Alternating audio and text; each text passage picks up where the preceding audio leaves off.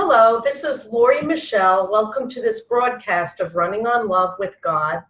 I'm here in Israel broadcasting, and I'm here with my co-host, Anna Marie, in Chicago. Hi, Anna Marie. Hello. And today's program is a very interesting program, and I posted a picture about it on Facebook. It got a lot of reaction, and the title of this program is "Why Do the Cool and Popular Kids Choose Evil? What's the Attraction?" And I posted a picture of a few girls who looked very pretty and very cool. When I say cool, I mean teenagers, like cool and hip. That's an old-fashioned word. Cool and popular children. They dress a certain way, they wear their hair a certain way, and it was a picture of girls who looked like that, and they were looking at a cell phone, and they were pointing to it like they were making fun of somebody. And so it conjured up feelings that I had as a teenager growing up and noticing the cool and popular kids and wanting to be popular myself. Being popular to me meant being well-liked, having a ton of friends, being pretty, being accepted. But whenever I observed the popular kids, the cool kids, if you will, they were nasty, a lot of them. Not all of them, of course, but they engaged in behaviors that were belittling to others, and they were very cliquish. And so that's what the name of the program is. Why do the cool and popular kids get popular in the first place when they engage in this kind of behavior? So I'm going to open the floor up before I talk much longer and ask Anne-Marie if you would like to add something or ask a question. Well, only in that it seems like they're popular only between themselves, that they're not generally well liked, and yet people want to be like them, and they want them to be their friends.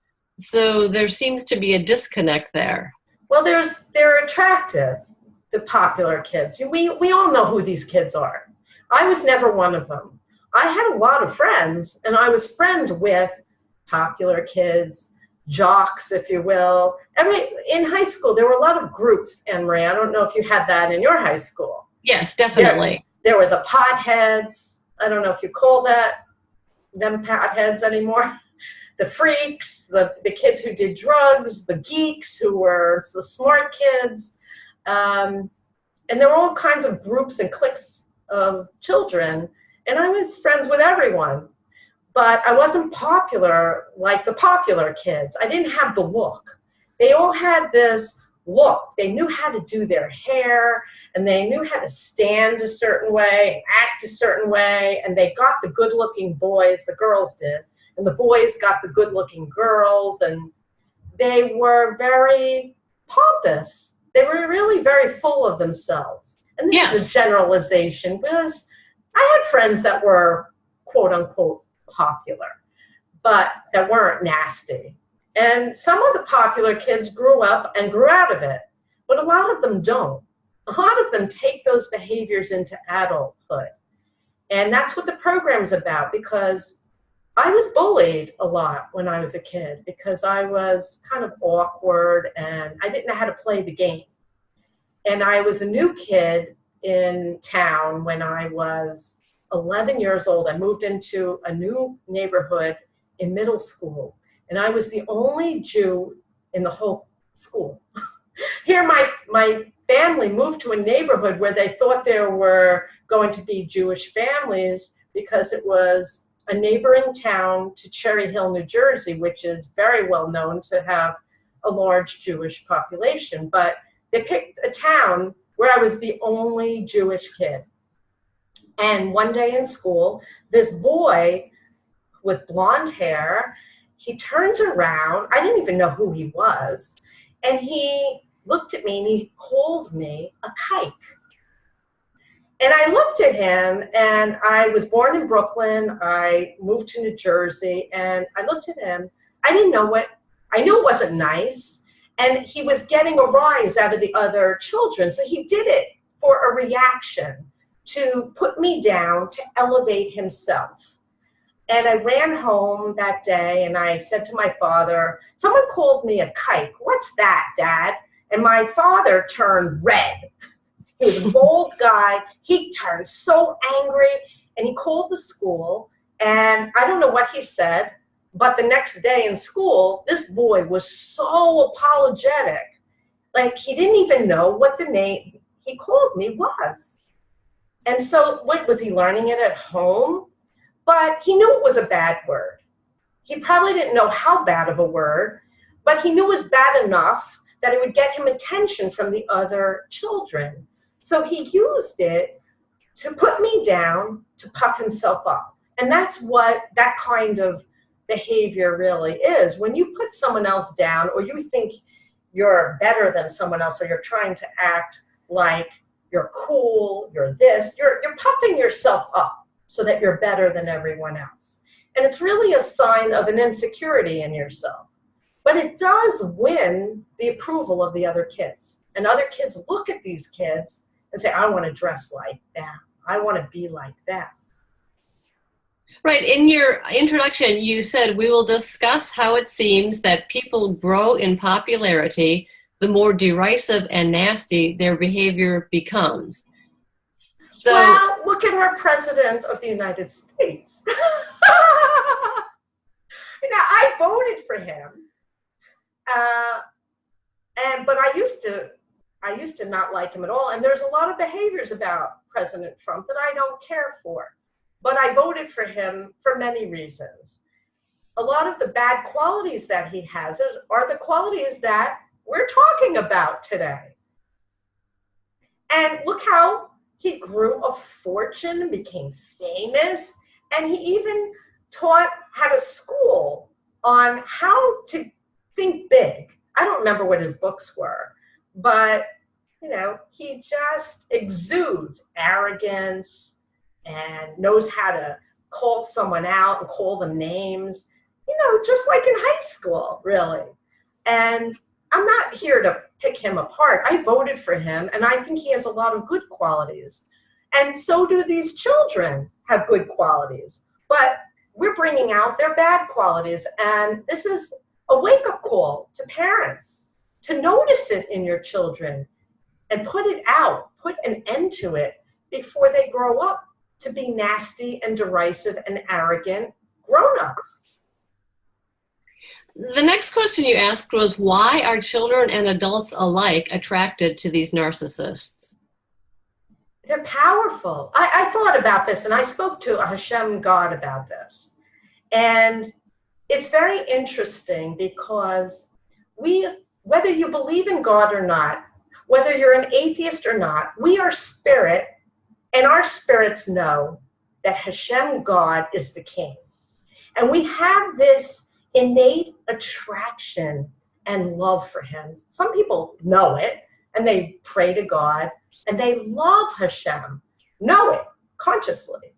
But all of us come from him, and we are innately attracted to strength and power and dominance because he is the most powerful and most dominant spirit in all the universe. So those qualities are very attractive, and let's admit it. Confidence, very attractive. Wimpy, weak, especially in a man, is very ugly, very repulsive. Women who are confident, it's attractive to have a high self-esteem. But what happens with the children and these people is they cross the line and they choose behaviors to be strong and confident and appear this way. But what they're really choosing is the Yetzer Hara, the evil inclination, ego, and derisive behavior that Hashem God is void of. He doesn't need to be derisive or dominant. He has full dominion. It's his.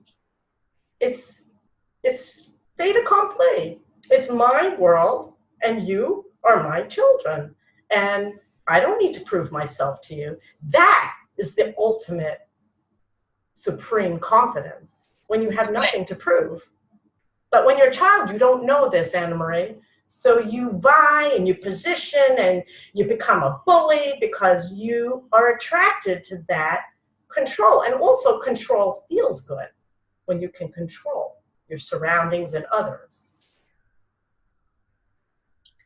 Okay, so you said it's time to teach children to choose God in every moment. Yes. When they're being so rewarded and reinforced for this kind of nasty behavior, why would they have any interest in changing? We need to hold them accountable. We need to wake up the parents and hold the parents accountable. We need to observe the way our world is spinning out of control and understand that our children are the future of this world. They are going to grow up and be in positions of power in politics, at work, and they cannot take these awful, disgusting behaviors with them. So it's a wake-up call. This program is a wake-up call, and this is one portion, one subject matter, bringing light to one area where parents need to be more involved and know when their children are stepping out of line and choosing very evil and nasty behavior. They don't. Many of them do not know themselves because they engaged in it when they were children. There were a couple of instances where it was young girls posted things online that you and I discussed. Right. Where the parents defended the kids. Right. Let's talk about them. You Okay. sent me an article on one of them, and one of them I read about in the Chicago Tribune. So pick one. I asked you to print them out so we can show. Okay. Well, the one that I told you about it was a girls' softball team. Right. Can you see the photo? Okay. Yes, I see it. And they had just defeated their opponent, and the opponent was hosting them, and they pixelated the fingers, but here's 6 members of the softball team after they won, giving the finger to their host team and saying, "Watch out, host." And after they did that, they just posted it on Snapchat, but it went viral. And before the game. No, after they won. Oh, after they won. Right. That's right. Yeah, I read it. You sent me the article. Yeah, they won, and then they won. And they were gloating over their victory, and they got disqualified. It was a championship game. They got disqualified and sent home. And the parents greeted them at the airport with all kinds of expressions of love and support and "We love you, you're the best." And a lot of parents were quoted in the story as saying, well, what they did was wrong, but the punishment was way more than the crime. These were just young girls, they'll learn. That kind of excuse making. Well, let me ask the question then. I'll answer with a question, which is what Hashem does all the time. I ask a question, he'll answer with a question. Where are they going to learn it if they're not learning it from their parents? Where are they going to learn that that's not acceptable unless they have a very severe punishment for that behavior? The parents are coddling them and telling them that's okay. How is that okay? The mere fact that they were even doing that expression, pointing their middle finger on social media, is horrific. Even if they weren't pointing at anyone, even if it didn't have that condescending, bullying message, gloating, rubbing the other team's face in it, how is that sportsmanship? Where are the parents? What kind of parents are saying that that's okay? And it's a little reminiscent to me of growing up, and this is not in sports. Well, actually, in sports, I have been at Little League games where the parents were derisive to kids who dropped a ball and made an error on the team. They're kids. They're little kids. It was mind-boggling. But when I was growing up, I never, ever participated in, what was it called? The night before Halloween. I can't even remember. Hell Night? What is it called when they do Mischief Night? Oh, you Okay. didn't have that? Yeah, we didn't have that. Oh, okay. On the East, maybe it's an East Coast thing. I was in New Jersey. They had Mischief Night the night before Halloween. And what do? They egg houses, they take soap, and they write on people's cars. It's mischief. It's not really hurting anyone. They'll take rolls of toilet paper and put it in the trees so that the people who own the homes have to come out and clean up a horrific mess. One time, I had 3 little children, and we celebrated Halloween. This was before we were Torah observant. It's not a Jewish holiday. I didn't even know that growing up. I thought it was an American holiday. I had no idea. But we had little pumpkins that we painted, and we had them on our doorstep. And we had one that was, do you remember Barney the dinosaur? Yes. We had a Barney pumpkin. It was my daughter's pumpkin. And someone stole her Barney pumpkin. And how do I tell a 2 or 3-year-old someone stole your pumpkin because they thought it was fun? Where are their parents? It didn't occur to me. I wasn't raised that that was okay. And my children never went out on Mischief Night. We trick-or-treated, we did that. But Mischief Night was not on their radar. If I ever heard that my child did that, they would be grounded and punished, because you don't do that.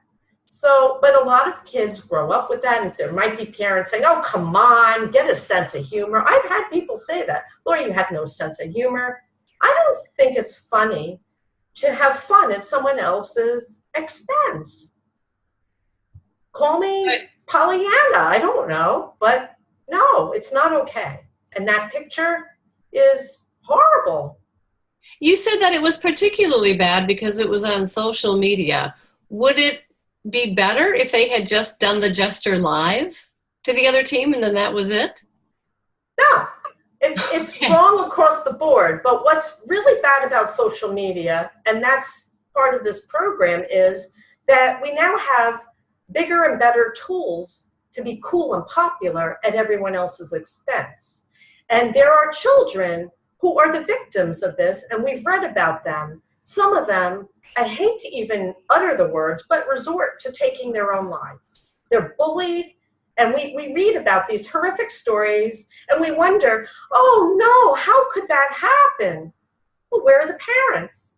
Why did that other child or other children have it in their head that this is okay? It's not always fair to 100% blame parents, because children, they're brought into crowds, they succumb to peer pressure, but it is a top-down. When you're a parent, you are responsible for your children, and you can't escape that.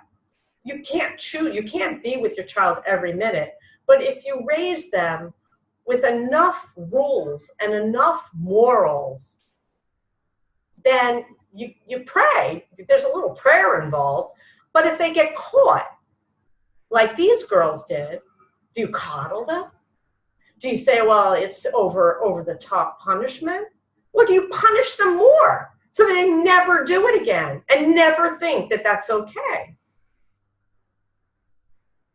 So how do you, if you're a parent and your child has done something like this, how do you start the conversation about why it's wrong and how they can choose differently in the future?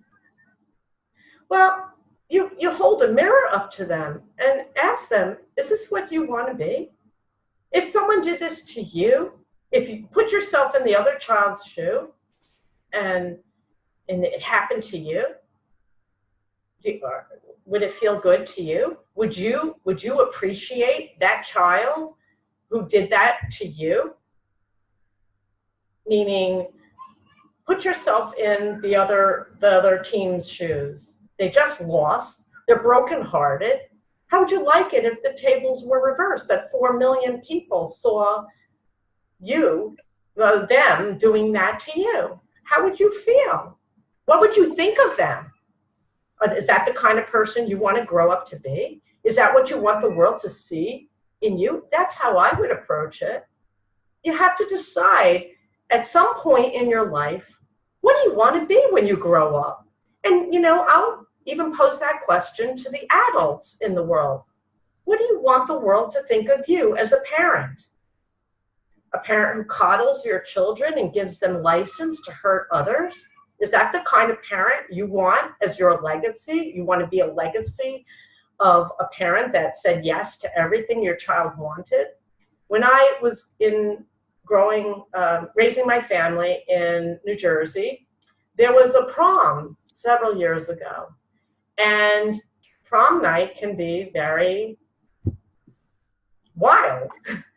Well, yeah, wild parties. And there were parents in the community who bought alcohol and condoned drugs and alcohol. And even, I believe I don't want to stretch it too far, but there was a lot of things. I think they even maybe promoted or allowed for them to stay overnight somewhere. I don't know if they went to the Jersey Shore, but it was a whole thing on social media that these parents from my hometown encouraged it and condoned it, and things like, kids will be kids, and we drank and we smoked pot, and there's a lot of that, baby boomers with a little bit of guilt, hey, I did that and I survived. It was a rite of passage. It's not okay. It's not okay for parents to supply 17-year-old kids with alcohol, 18-year-olds. And wait, it's 21 in America, isn't it? Yes, it is. It's 18 in Israel. But you have good advice for what you can do if it's your own children. What can you do if it's the child of a friend of yours and the friend is excusing the child? So let's say one of your friend's daughters was in this photo and she said, oh, can you believe how harsh that punishment was? My daughter was just messing around with her friends. Well, how do you approach that conversation with the parent to get the parent to do a better job? I think you're talking to a real hard blank. I don't want to use that word, but I have in my old age become very hard. But even at a young age, I would walk away from that friendship. I would. I wouldn't want to be, eventually, I might cool it off. I had situations with parents and children, and you have to make a decision. What kind of people do you want in your life? What kind of children do you want around your children? You can't really always pick your children's friends. In fact, that's really a negative idea to tell your children who they can hang out with and who they can't, because it can really backfire on you. But right. You can bring it up and talk to your children and be very involved in their lives. And when my daughter was very young, I had a very good friend, and her daughter stepped out of line and made up lies and stories that scared my daughter. It was crazy stories that were untrue, like about spirits and hauntings. And my daughter was very sensitive little girl and scared easily. And so what did I do? I picked up the phone and called my friend. And I said, my daughter's petrified. We need to talk about this. But she handled it like the best. She brought her daughter to my house. Her daughter apologized in front of me and said it was all a lie. But the friendship between my daughter and her daughter ended because it was too painful. But she handled it appropriately. And had she not, I would have nothing to do with her again. You have to draw a line. Now you're saying, well, what if it was something that didn't have to do with you personally, maybe, or your children personally? But you have to align yourself with people who have the same moral fiber, the same belief system, in my opinion. But in a team situation where they're not necessarily friends with each other, but they're teammates, Yes. would you tell your daughter not to go out for the team if that's the kind of personality Uh, within the team? if the entire team is that way, I It might was encourage her to pick a different sport or a different league. okay. It was If six out that of 12. entire team, look what they did. No, But it was I would not be six on out of board with that. 6 out of 12 girls were in the photo. 12 How girls on many? the team. 12. 12 girls on the team. Only 6 girls in the photo. Okay, so then, that it happens in school. You be in a classroom, you're not going to be friends with everyone. So you play your sport and you keep your distance and you don't get into it and you choose correctly. You're going to be faced with these kinds of decisions throughout your life. You can't run away from people who choose the wrong thing. You can just choose not to participate in those things. Is group cyberbullying, like this photo, a little less harmful than individual cyberbullying? He just said no. Just as harmful. Can be worse. This whole crowd mentality, it's fearful. Your fear. Well, let's bring up the next photo that I saw on Twitter. Okay. And this one is very scary. Now, they look happy. These kids, they look a little drunk, in my opinion. And they're putting their hands up in a funny sign, and they're all wearing white. When I first saw it, I really didn't know what they were doing, but I saw that they were very arrogant, and the girl at the bottom is sticking her tongue out, which I find repugnant and disgusting.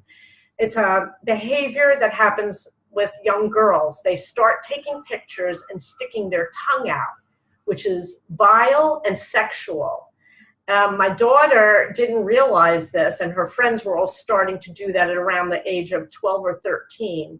And I pointed it out to her, and I said, don't you ever take a picture like that. And I explained to her what it makes you look like. And she never did it again. So I'm looking at this picture, but then I read about it, and if you look on what I'm seeing on the right side of the picture, there's 3 letters, KKK. This picture was posted on a KKK chat room. What these girls called themselves, I think they were called the White Girls or something. Maybe you can refresh my memory. The White Girls. That's what they said in the post, just white girls having fun or something like that. White girls. Yeah. So I read the article further. It was in the Chicago Tribune, and it said that these girls go to a high school that has a very large population of Hispanic. Oh, 2-minute warning. Wow, that went quickly. Yeah, keep going. A Hispanic population and Black children. I think it's only 70% perhaps white. I'm not sure, but in that school. So there are a lot of children of color. And the hand sign, when I went back to look at it, is like a Heil Hitler. Now, I'm Jewish. That is beyond offensive to me. The KKK is beyond offensive to me. But yet when I read the article, again, parents were defending them. Mm-hmm. And saying, oh, you're making a big deal about it. I think even one parent said, I think one of the girls' initials is KKK or something. I don't know, some kind of crazy, convoluted excuse for the most disgusting picture. If my daughter was in that picture, I don't know what I would do with myself. I would be so distressed and so upset. If I still had power over her, if she was young enough, I would punish her severely and make her look at what she was doing. Gratefully, my children didn't engage in racist behavior ever. In fact, all 3 of my children, their best friends growing up were Indian. So they were colorblind when it came to that.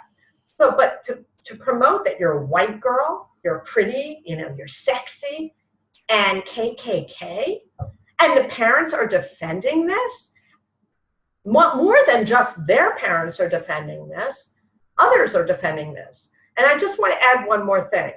After I read that article, I thought it was terrible, but I didn't see it clearly, to how terrible it was. And Hashem awakened me to a vision the very next morning to show me the gravity of how bad that photo is. And he showed me at first the girls, that picture, and then he showed me what looked like a middle-aged mom with dark hair.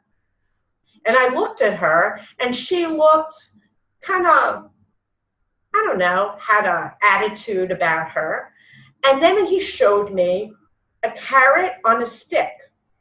And what that connotes is trying to lead you a certain way, meaning God will try to put a carrot on a stick and try to lead you in the right direction. And he showed me the carrot on the stick, and then this woman who in the image was one of the mothers of one of these girls, and I don't know which girl, but that's what he was showing me. She took her hand and smacked the carrot, like, get that carrot away from me. And I guess that's the end of the program, but no? Okay, I heard a bell. So what I want to wrap up and say is I had a deep conversation with Hashem about those girls and that mother and her getting very angry. You can't tell me anything. That's what the image was. And he said that parents who look away and ignore a deeply hate-filled picture like that and shrug it off and say, kids will be kids, you're making a big deal of nothing, is deeply evil. In fact, he holds the parents more responsible than the children. They have no guidance and they have no leadership in their home. And it's very bad. In our world, look how much hate is circulating our planet.